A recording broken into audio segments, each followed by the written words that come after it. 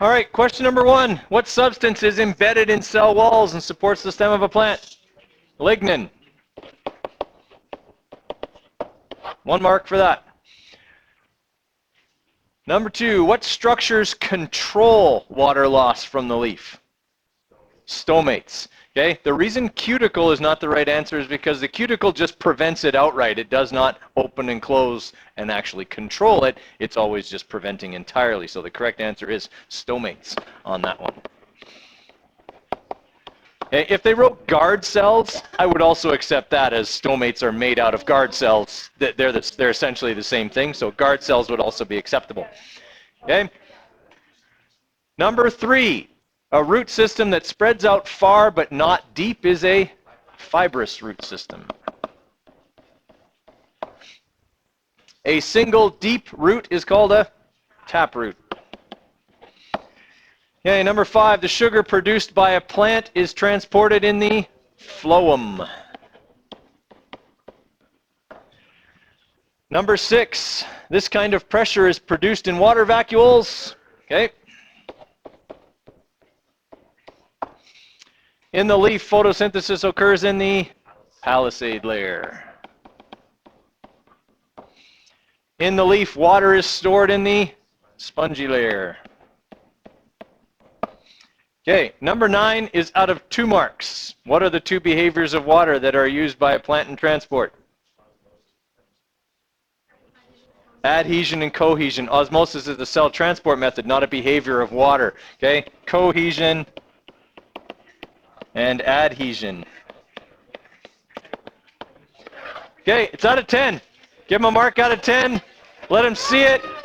And then, guys, put it up here, please. Yesterday we talked about how plants transport materials, water and sugar. Okay, we said that water is transported in the xylem, and the forces involved in that are osmosis and the polar nature of water, cohesion and adhesion. Okay, phloem transports sugar using gravity. Okay, we talked about the layers of the leaf again. Okay, the palisade layer, the spongy layer, all of that kind of stuff. Now, what we need to look at is what kind of things could affect the growth of a plant.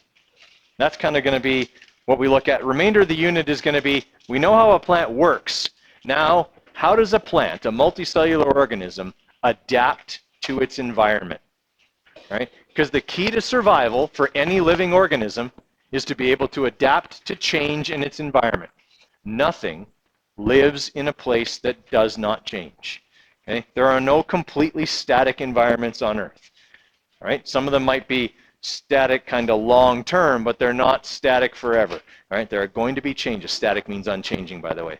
Okay? They're not going to be unchanging long or forever. There's always going to be something that an organism, plant, or animal has to adapt to. So we're looking at how do plants adapt. Okay? All right. So we got to learn about the components in an environment.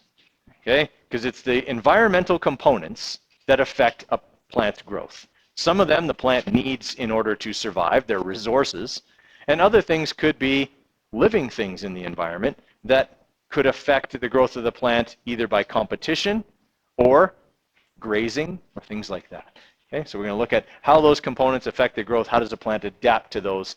Okay, that's what our focus is today, because tomorrow we're going to start a lab that will run over the weekend. You don't have to come in on the weekend. Okay. But we're going to run it over the weekend. That is, we're going to take some plants, we're going to put them in some colored water, okay, and we are going to track the movement of water through the leaves of the plant, okay, over the course of the weekend. Okay. That's what we want to be able to do. Okay. By the time Monday comes around, we should have a fair amount of water in the leaf, and because we'll have colored it, we'll be able to see where it went. Okay. And that'll help us to confirm or deny all the stuff we learned yesterday about how a plant transports water. All right, the structure of an ecosystem. Okay, some things that a plant might require. What are some things a plant needs?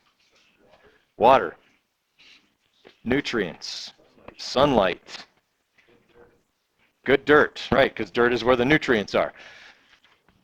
What else, Sierra?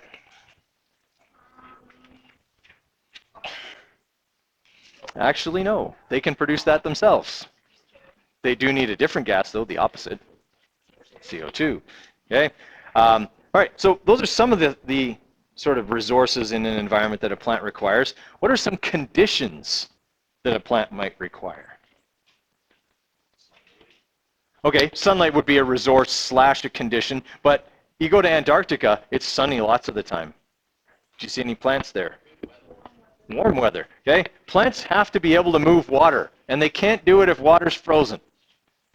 Okay, so certain temperature ranges are essential for a plant to grow. Does that mean a plant can't survive freezing conditions? Absolutely not. Our plants survive freezing conditions every single year. Okay, they just have to go dormant and adapt, okay, to those kinds of things, but they can survive it. But they do not grow during those conditions. Okay, they go dormant and they don't do anything because they can't transport water in a solid form.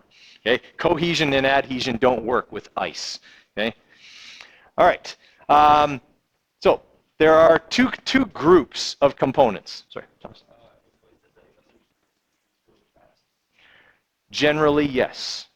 You'll also have different kinds of trees that are adapted to those conditions, right? Like if you go out to the coast of BC, for example, that's a temperate rainforest. Okay, it doesn't get overly cold there, so there's varieties of trees that can tolerate the wet, and they do not tolerate excessive cold for long periods of time. So you get those giant redwoods, you know, that you can't put your arms around. Okay. All right, so abiotic components are the first group of components that a plant has to deal with. Okay, those are the non-living things. Abiotic means non-living. Right, so we got sunlight. Okay, we got moisture in the soil. Okay, we've got you know, the presence of other organisms. Those would be a biotic component because they're living. Okay, nutrients within the soil, temperature. Okay, composition of atmospheric gases. All of that kind of stuff is the non-living parts of the environment. These would be the living parts: the fox, the mole, the bugs that live in the soil, the bacteria that live in the soil. All of those are living things or biotic components. Okay. The most important, and this is going to seem weird, but the most important factor affecting plant growth is temperature. Plant could have all the water in the world, all the sunlight in the world, but if it's frozen, it doesn't do it any good. Okay? It's got to have the proper temperature for growth. Okay? So temperature is an important factor because of its effect on, first, biological processes. Plants do not have any metabolism. Okay, like ourselves. We can maintain a certain body temperature within a range of environmental temperatures. Okay, if it gets below about 5 degrees, okay, and we don't have a coat, we could start getting in danger of getting hypothermia. Okay, we can, you know, effectively maintain our body temperature between about 10 degrees and about 45 degrees. Okay, between those temperatures we're okay. Outside of that temperature range, we could either overheat or freeze to death, one of the two. Okay. All right, because obviously most organisms, and it is most, have no ability to regulate their body temperature. That's plants and most animals. So all plants and most animals cannot regulate their body temperature. Right? Reptiles, okay, we say that they're cold-blooded. They're not really cold-blooded. Their blood is the same temperature as the environment for the most part, unless they get moving around. Okay? If they start moving around and exercising, they warm up just like we do when we move around and exercise. Not that an alligator exercises, but okay, you get the idea. Okay? You know, you've got, let's say, bugs, for example. Okay? Bugs don't have any ability to regulate their body temperature. They're going to be whatever temperature it is outside. All right, so plants are affected when temperatures become too hot because they could lose too much water by evaporation. Okay? Or they get affected by temperatures when they become too cold because ice crystals will form in their cells. If the water vacuole freezes, ice does not, at a microscopic level, freeze smooth. Okay? We don't notice that because at the level we can see, ice seems quite smooth.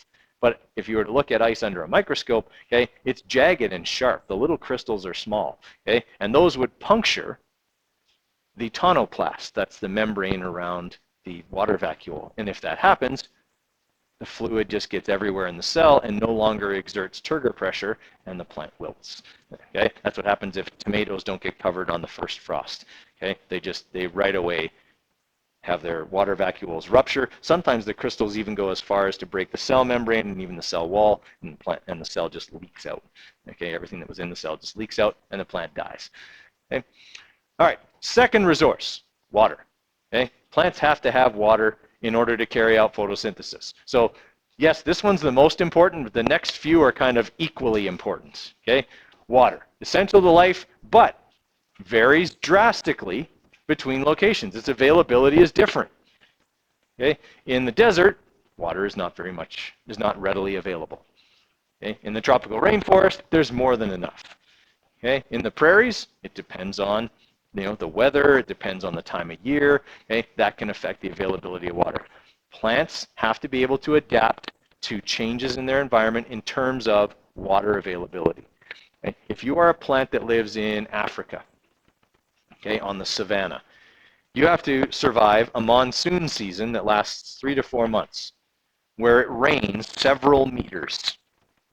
Okay, several meters over the course of 3 to 4 months. Then it doesn't rain again for like 7 months. Okay, those are challenging conditions. You suddenly have lots and lots of water, in fact, more than you can require. Flooding can occur, all of that kind of stuff, and then nothing. Then you have to deal with drought. Okay, what do plants have to do? Well, a lot of them just go dormant. Okay, they go and they carry out photosynthesis and they grow until they exhaust all the water, and then they go dormant until the water is available again. Okay, good adaptation to changing environments. If you're a tropical rainforest plant, water is not really an issue. There's always water available. But sometimes of the year, there's so much that you have to be able to keep parts of your roots above the water level so that they don't suffocate. Okay? Here, if we get like trees that get their roots submerged underwater for more than a few days, the trees will die. Okay? Because the roots will suffocate. They won't get enough oxygen to burn the sugar being supplied to them by the leaves, and the tree will die. Okay? Everyone follow me there? Right? So there can be too much of a good thing. There can be not enough of a good thing. Plants have to adapt to that. Okay, other ways. What if you live in a really dry environment?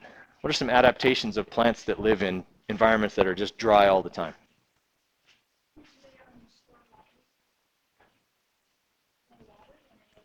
Yes, they'll have parts of their leaf structure, okay, that will store water over long periods. Okay? A cactus is a prime example of that. Okay? Now, some people get this idea that cacti have this like reservoir cooler kind of thing inside of them that just holds like a giant supply of water, and if they stab it with a knife, water comes pouring out. And it's not like that at all. Okay? The fleshy interior part of a cactus is just that, fleshy. Almost like watermelon or honeydew or cantaloupe, okay? Except that it tastes awful, right? It's really bitter, in fact. Why would that be an adaptation that a cactus would use? Well, not so much starch. It's just if you're bitter, things won't eat you, right? I mean, animals in the desert are going for water in any form, okay? So cacti have all these adaptations, thorns, okay? They taste bad. All these things that would be, hey, I don't want to eat that, okay? That protects their water supply, okay, inside. So if you want to get water from a cactus, essentially you got to cut a big chunk of it out and suck the water out of the kind of fleshy, bitter part of the cactus, okay? It's the same with a camel. Okay? Everyone gets this idea that like a camel's hump is full of water, okay? But a camel's hump is actually like a big, huge lump of scar tissue, okay? And scar tissue holds a lot of fluid. Okay, and so there's just a lot of fluid in the cells of that tissue. It's not like you could puncture it and water will come out. Okay, it just doesn't work that way.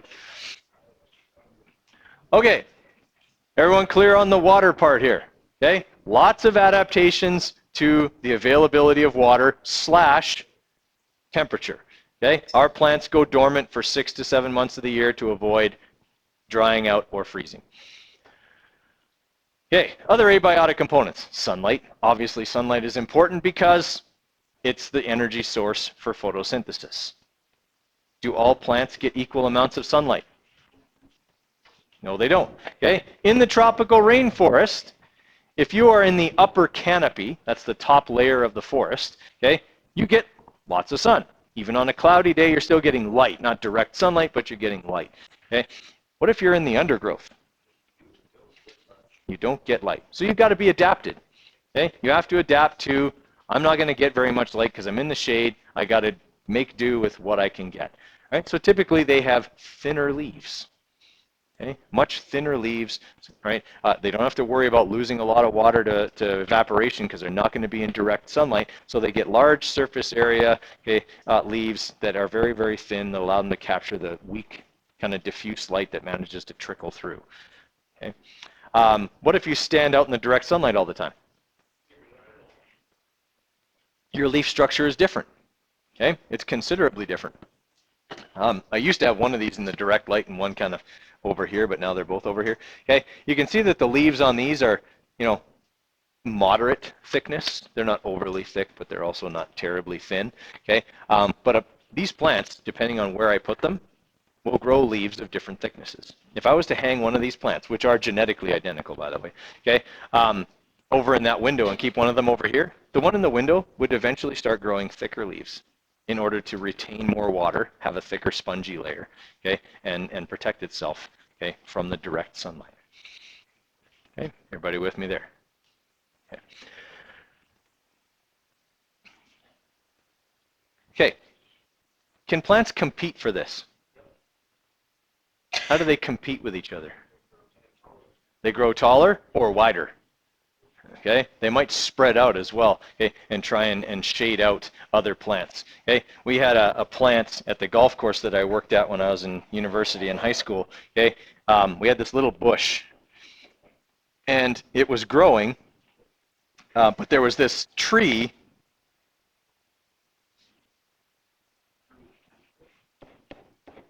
A spruce tree, shaped like that. Okay, when they were both young, the bush wasn't nearly as big, and the tree and the bush grew side by side. But bushes tend to grow faster than spruce trees do. So the bush started growing and shading out the spruce tree. So the spruce tree changed the direction of its growth so that at least part of it was always in the light.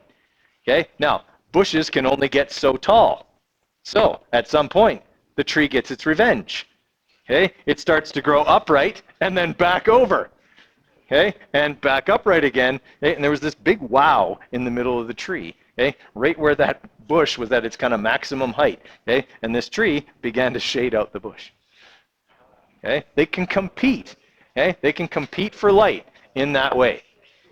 Right? If you've ever noticed, if you have a big spruce tree in your yard, or you've seen, a big spruce tree in a park or something like that, nothing grows under it. Okay, for two reasons. Well, actually, three reasons.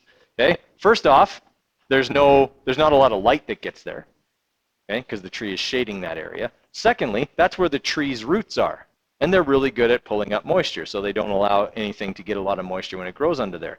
And the third thing is, the leaf litter, when the needles fall off, it creates acids in the soil that prevent other plants from growing. The tree itself can tolerate it, but other plants can't. That's why even grass struggles to grow underneath a spruce tree. Okay? The soil becomes too acidic for it, and it can't handle it.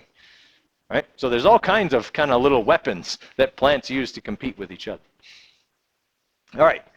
Now, we've said sunlight already, okay, but another component of sunlight is length of day. If you live in the tropical rainforest, your days are always between 11 and 13 hours, okay, long, because you're near the equator, and length of day doesn't change very much. But if you live up here, okay, closer to the poles than you do to the equator, your length of day changes drastically. Okay? On December 21st, we had 5.5 hours of sunlight. Okay? Our day was 5.5 hours long. On June 21st, we will get around 18.5 or 19 hours of sunlight, okay, which is awesome. Okay? But for right now, okay, we just passed on March 21st, we just passed the spring equinox. Okay? Spring equinox means day and night are equal. Okay? There's 2 days of the year where there's 12 hours of sun and 12 hours of darkness. The spring equinox and the fall equinox, when we go from summer to fall and when we go from winter to spring. Okay? That's the day that changes the seasons for us. Okay? The day that changes the seasons from spring to summer is the solstice. That's the longest day, the summer solstice. Okay, and then we have the winter solstice, which is December 21st, which takes us from fall to winter. That's the shortest day of the year. Okay, everyone follow on that? Well, if you're a plant, length of day is a pretty reliable indicator of a change in weather.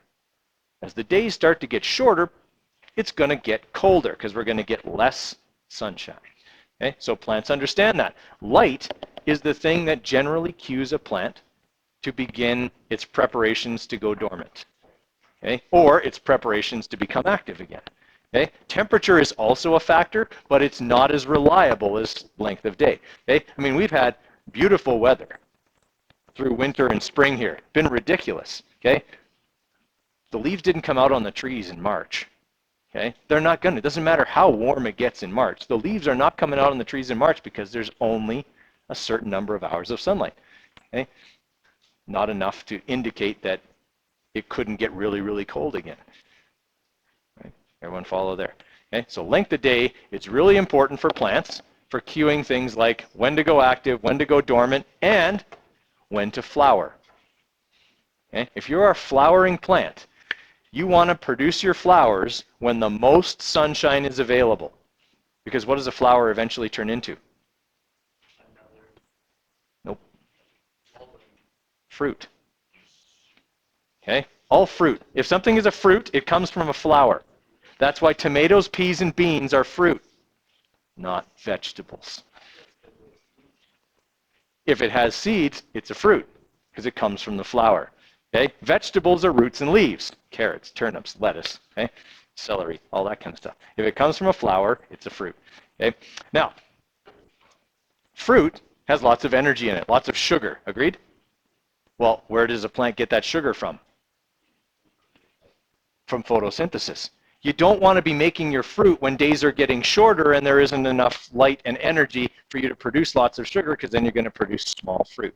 Okay? You don't want to produce small fruit because when that fruit falls off and begins to rot, that's the source of energy that will allow the seeds within it to grow. Okay? Fruit kind of has two purposes, right? It can either be the nutrient medium the seeds grow in, or it can be the way that the seeds get transported away from the parent plant. Because what sometimes happens to fruit? Animals eat it. And then they deposit it somewhere else in a nutrient-rich medium. Okay? That's why fruit evolved. It was a very reliable way for seeds to be transported away from the plant that produced them. Because if you're a little seedling, you do not want to grow underneath a mature plant. It'll kill you. Okay? It'll shade you out. It'll take all the water. You don't have a chance growing right in the shadow of your parent plant. Okay? You need to be transported away. So an animal eats you, okay, or eats the fruit, takes it away, poops it out, okay, and the seed will grow in that new area. Right? So most fruit, the seeds inside of most fruit are resistant to the digestive enzymes and things like that that are in your digestive tract. So you won't digest it, essentially. Okay? And then it'll grow later. Okay? There are some plants that are so specific that their seeds won't germinate unless they've gone through the digestive tract of certain animals. Okay? It's really weird, but it's true. Okay. Wind. Wind is a huge factor affecting plant growth for a couple of reasons. The first reason is that wind affects the availability of water. On a windy day, puddles dry up faster than a calm day. Okay? That's why you have a hair dryer at home to dry your hair. Your hair would dry if you just sat there, but it dries a lot faster if you're blowing warm air across it all the time. Okay? It increases the rate of evaporation. So increasing the rate of evaporation does two things. Makes things dry out faster and amplifies the effect of temperature. Wind chill. Right? We all know that when it's freezing cold outside, it's way worse on a windy day. Okay? You can go outside, it's minus 20 in the wintertime, you're like, it's minus 20. It's not so bad, though, because the wind's not blowing. Okay? You go outside the next day, it's minus 10, but the wind's blowing a gale, and it feels way colder than it did the day before when it was minus 20. Okay? Because the more air flowing past your body, the more energy you lose. Okay? Because if the air is still, you warm the air around your hands but that air stays there, and eventually you create kind of a balance. But if wind is always changing the air that's near your hands, you always have fresh, cold air near your hands, and they're losing energy faster. Okay, so that's what wind chill is. Okay, now, other things that wind can do. Wind can alter the shape of plants. If a plant grows in an area where wind consistently comes from one direction, the plant will grow with the wind. Okay? If you've ever been to Lethbridge, all the trees grow slanted to the east. Okay? Because the wind is always blowing from the west. They just grow that way naturally. Okay? Even trees up here kind of have a slight tilt towards the east. Okay? Another thing that can happen is what's happened to these little fir trees here. Okay? They grow in what's called a Crummels form. If they grow near the tree line, where wind typically comes from one direction and in the winter carries ice crystals in it, okay, so like, you know, hardened snow and things like that, that's very abrasive. It's like being in a sandblaster, okay, or in a sandstorm in the desert. Being in a strong wind where there's ice chips flying around is just like being in a sandblaster.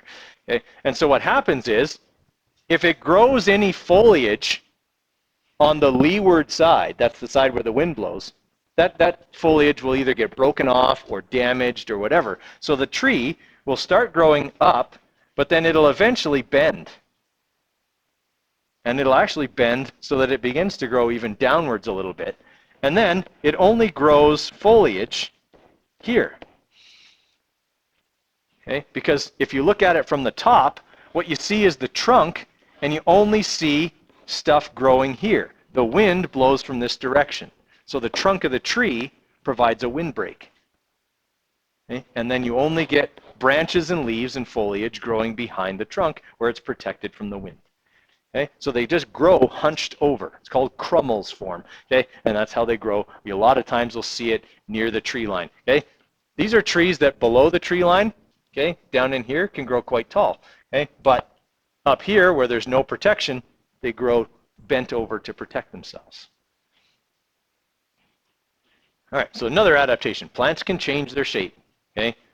Their final shape is not genetically predetermined.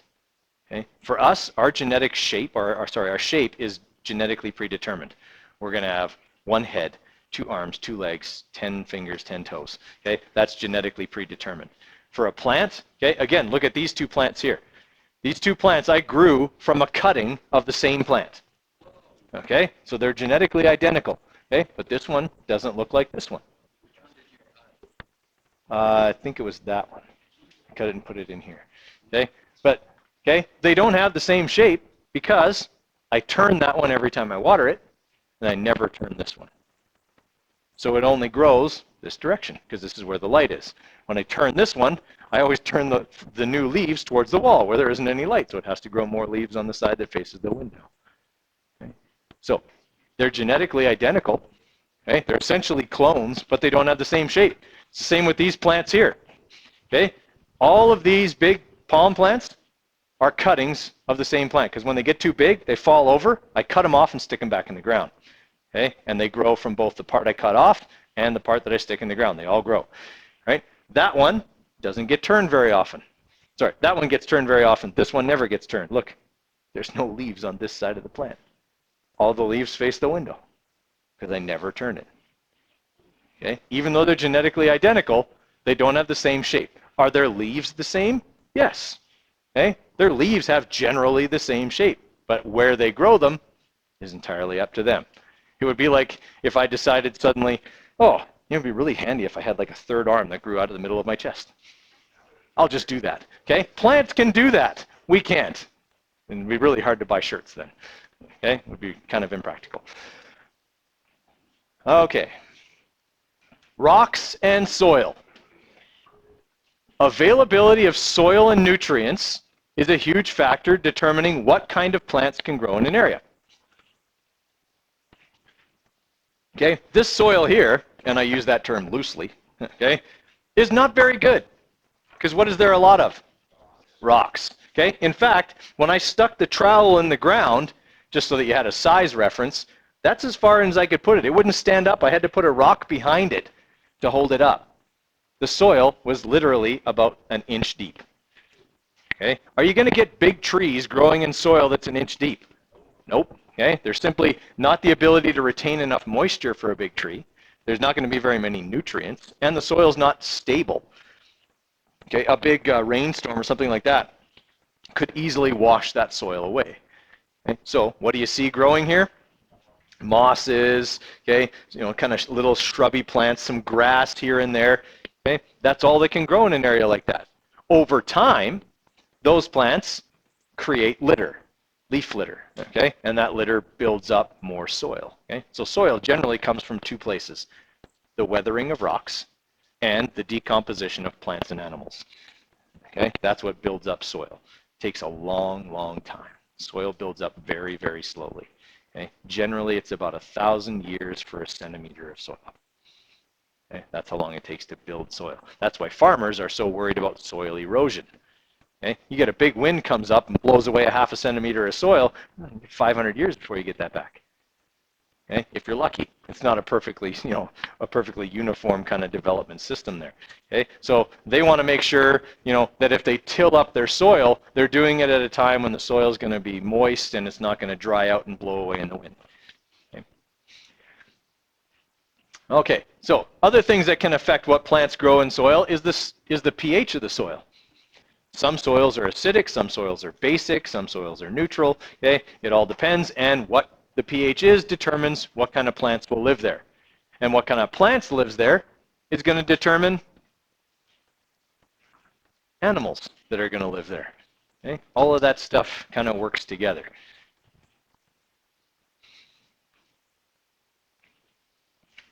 Okay, if you go again like to the savanna in Africa, okay, it's a tropical prairie, a tropical grassland. Their grasses are way bigger than ours. Okay, they grow much taller. There's way more food there for herbivores, which is why on the savanna, herbivores are big. Okay, you got like wildebeests and elephants and giraffes. Okay, there aren't a lot of small animals running around. Okay, in the tropical rainforest, okay, it's a lot more bugs. Okay. If you don't like bugs, don't go to the tropical rainforest. There's bugs everywhere. Okay? But there's lots of smaller things in that area. Right? Now, if you have really large animals eating the plants, then you have to have really large animals eating those animals. That's why in the savanna, that's where the largest predators are. Okay? Lions, tigers, not bears though. Okay? Right? Things like that. Okay? Here, we also have a very productive area. Our herbivores are both large and small. I mean, you got like gophers and moles and things like that. But you also have deer, buffalo, okay, moose, okay, things like that are very big. Okay, so we can have both sizes of predators. We can have small predators like foxes and coyotes, and we can have large predators like wolves and bears. Okay. If you're going to have large prey, you got to have large predators. You're not going to see a snake taking down, a small, like a rattlesnake isn't going to take down a moose. All right? Well, it might take it down, but it isn't going to eat it. It can unhinge its jaw all at once, but it's not swallowing that whole. Okay? You ever watch a snake eat? It's funky, man. Okay? They just unhinge that jaw and just crawl until their food is inside. And they got this big moose-shaped lump in them. Yeah, weird. Okay, another thing, and this is big as well. Periodic disturbances. Okay, they can be any number of things. Okay, a very common one is fire. Fire doesn't happen all the time, okay, but it's necessary. Right? That was something that, the Parks Canada and whatever didn't really understand for the longest time. Okay, they were putting out forest fires all the time. We can't let it have a forest fire. Okay, and what eventually happened is they got a forest fire started that they couldn't stop because there was so much fuel. Okay, they've been putting them out for so long that all the dead trees were just laying around, dry as a bone and ready to go. Okay, fire periodically is important because not only does it recycle a lot of the nutrients that are tied up in trees that'll take forever to decompose, but it also changes the availability of other resources like sunlight. Right? If you're a little sapling, okay, having these trees get burned isn't a bad thing because now more light gets to you.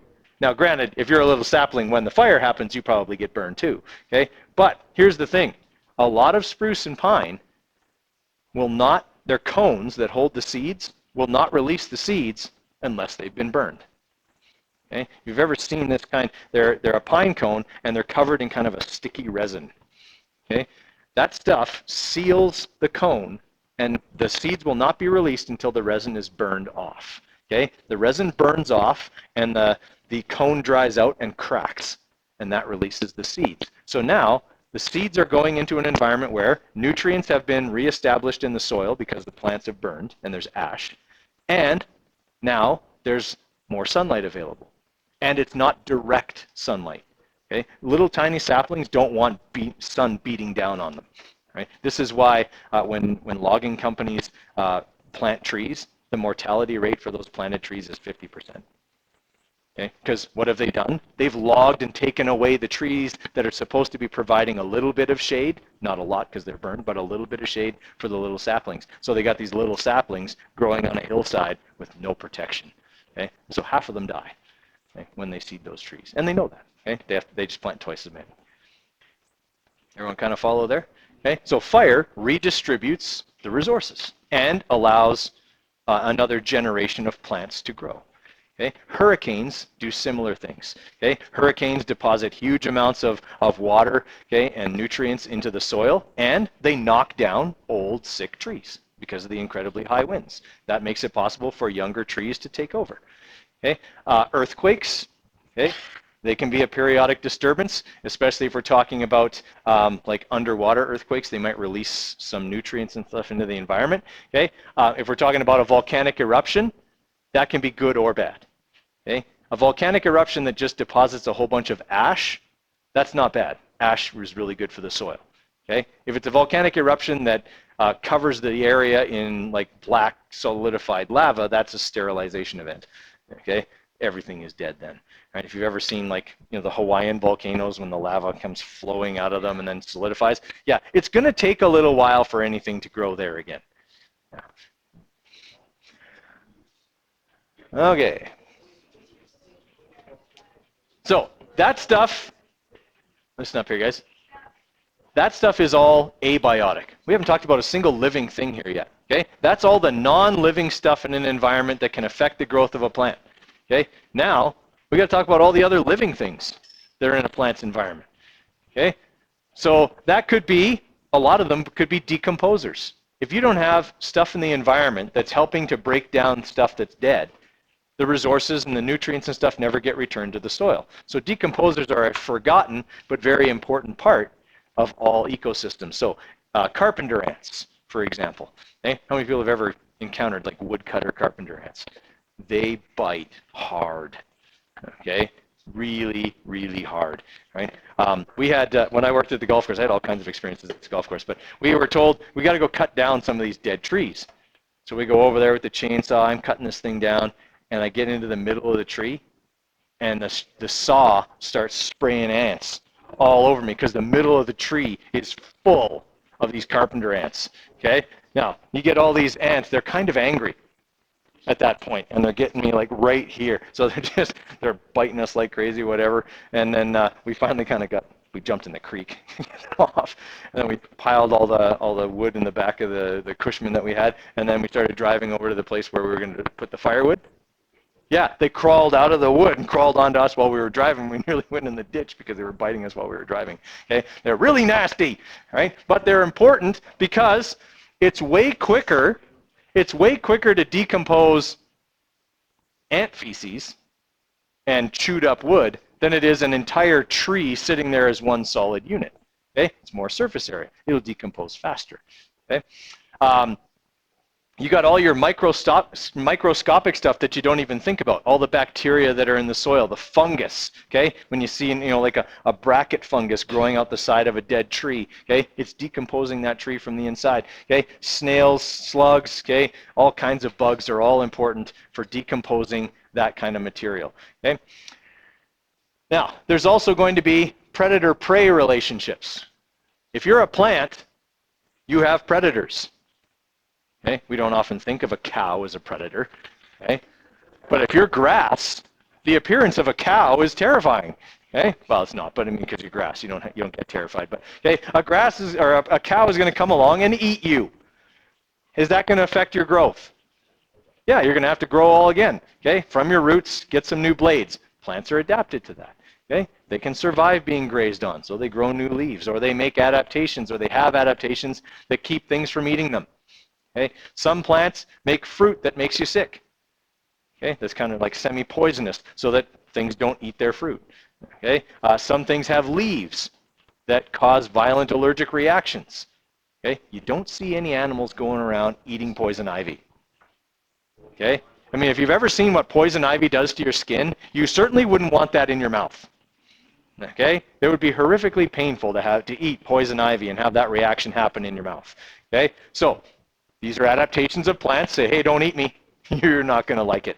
Okay, okay. Cactus, same thing. Don't eat me. I'm covered in sharp thorns that'll get stuck in your face. Okay. Yes, there's a stupid person born all the time. Yeah, yeah. Yeah, I don't. If you're an antelope, you can do that. Has anyone ever seen an antelope eat like a prickly pear? The inside of an antelope's mouth is like shoe leather. Okay? They can just chomp right down and the thorns just break off and don't penetrate. So just they break off. Yeah.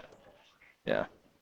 They can handle it. I mean, if you can get the thorn broken off and not stuck in you, it gets soft once it's inside and in the moisture and whatever of your body, right? Okay? It's a matter of getting it past your mouth is the challenge. Okay, uptake of water by plants. This isn't in your notes, but we're just going to quickly talk about how this works. Okay, so if we got a root here, this is a cross section of a root. So we've cut it and we're looking kind of in at it here. Okay, you got the epidermis of the root, okay, which again is an important outer layer, prevents water loss and things like that. And you got the vascular cylinder in the middle. Okay, so what we have here is essentially like the phloem, being the red part, and then we got the xylem tubes inside of that, okay, that are going to transport the water. So what happens here in the cortex is where we get that osmotic pressure built up. Okay, we want to have a fair amount or more salt in here than there is in the surrounding soil. That way water will move into the root, dilute the salt, and then begin to move up the plant because the salt concentrations in the leaves are greater now than they are in the root. Okay? And that's what will cause that whole movement of material up the plant. Okay? Obviously, having small root hairs makes that process even easier, okay? Because it increases the surface area over which you can absorb, okay, those minerals. Okay, water will get into a root by two routes. Okay, I'm never going to test you on these two routes, but there's two routes that it can take it in. Okay, one route is used if water isn't an issue. Plants got enough water. It's just taking some up to kind of maintain. Okay, in that case, it wants to filter the water. It wants to make sure that impurities and things like that come out of the water. Okay, so in that case, it goes through this route here. Okay, which is called the symplastic route. Okay. That means it goes through the cell membranes of many plant cells. Each time it goes through a cell membrane, it's essentially filtered a little bit. If the plant is in stress, and it's in water stress, then the water will go through what's called the apoplastic route. Okay, and that is it'll go between all the cells instead. Okay, so it bypasses all the cell membranes because it can be taken up faster. The problem with that, the water doesn't get filtered. Okay? And that means that we could have the buildup of either toxic materials or extra salts that we don't want that could cause transportation problems later. Okay. Okay. Now, plants can be grouped essentially into two groups. Plants that can survive flooded conditions and plants that can survive drought conditions. Hydrophytes and xerophytes. Okay? The suffix phyte, okay, comes from this. This is your English lesson in science. Philic means loving. Okay, if something is a phyte or a phile, something phyte or something phile, it loves that stuff. You'll never forget it if I tell you this, but pedophiles love. Yeah, okay? Just so you won't forget the meaning, right? Okay? See, you're all like, oh, now you're never going to forget what the suffix phyte or phile means. Okay? All right. Now, if you are phobic, that means you you hate or fear it. Phobos means fear. Phobia is fear. Okay? So if you are, let's say, a hydrophobe, well, you wouldn't live very long because you'd fear water. Okay? Like you wouldn't want to even drink a glass of it. You'd be afraid of it. I don't know. That's probably not a real thing. Okay? But anything that ends in phobe is fearing or hating. So hydrophytes love wet conditions. Even flooded conditions are okay with these kinds of plants. They can tolerate that. Okay? You could have things like lilies. Okay, water lilies like this. They keep their leaves floating on the surface of the water where they can absorb oxygen and carbon dioxide and from the air as opposed to from the water, and their roots don't suffocate because they can transport it down. Okay? Or you can have these plants here that grow in the tropical rainforest. They have two different sets of roots. They have these roots here, which are exposed because a flood came through and actually eroded all the soil away. Okay, so you can see these roots here. These are the roots that anchor the plant to the ground and can acquire water. And then there are these roots, which the tour guide said were called snorkel roots. Okay, because that's what they do. They're a snorkel. When it floods, these roots stay above the water line and absorb oxygen from the air and allow it to go down to the roots that are submerged so they won't suffocate. To give you an idea, I couldn't do this because I was taking the picture, okay? But I should draw that in a color you can see, okay? If I was to stand there, the tops of those roots were more than 6.5 feet above ground level. So they could survive extended periods of heavy flooding, which they have to do. Right? In the tropical rainforest, it is possible for there to be flooded conditions for weeks on end. Okay? So these plants have these snorkel roots that are generally high enough to stay out of the water. Right? You see this in like the mangroves, if you've ever been to like Florida and places like that. Okay? You see it there. Okay. And the opposite of a hydrophyte is a xerophyte. Xero means arid or dry. Okay, so these plants love arid conditions. Notice the presence now of thorns, okay, that they don't even really have true leaves. They've got these kind of big, fleshy things that come off that look kind of like leaves, but they're very thick and retain a lot of water. They have a very thick, waxy cuticle. Okay? Cacti also have a very waxy, thick cuticle, okay, as opposed to other plants. And if you've ever noticed, cactus don't have leaves. Okay? In fact, they do. That's what the thorns are. Okay? The thorns of a cactus are modified leaves. Okay? They've evolved to be pointy and sharp and unpleasant, okay, as a means of protection. They actually carry out photosynthesis with the fleshy part of the cactus. Okay, if you're a xerophyte, you have to have certain adaptations. You got to either go dormant or you got to be able to store large amounts of water for during a dry season. Okay? So they use a special type of photosynthesis where they separate what are called the light and dark reactions. Okay? In most plants, the light and dark reactions happen all the time. Okay?